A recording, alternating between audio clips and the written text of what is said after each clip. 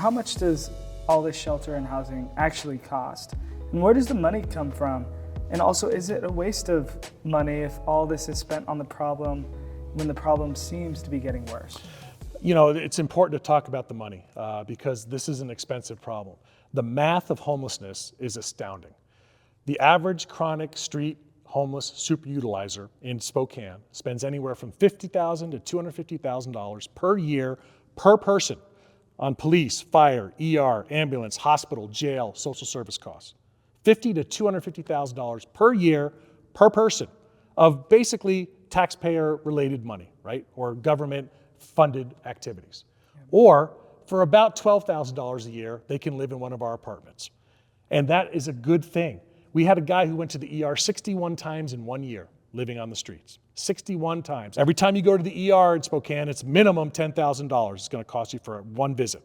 That's the reality. And that guy went 61 times. That's expensive.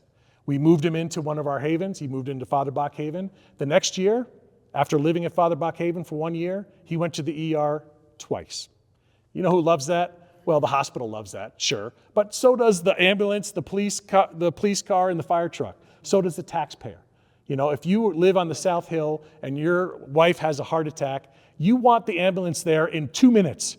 And if they're on their 10th call of the day at the House of Charity and it takes them 11 minutes, are we comfortable with that? I wouldn't be. So where do we want to spend resources? You know, it's $3,200 a night to be in the hospital bed. It's $160 a night to be in jail. It's $1,200 a night to be in Eastern State Hospital.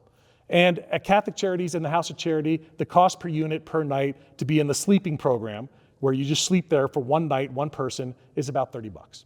Where do we want to spend our resources? That's the question. There is enough money to solve these problems. We have to make the political will decisions to put the money in the right spot. And we have to do that. You know, we can't be wasting money on things that don't work.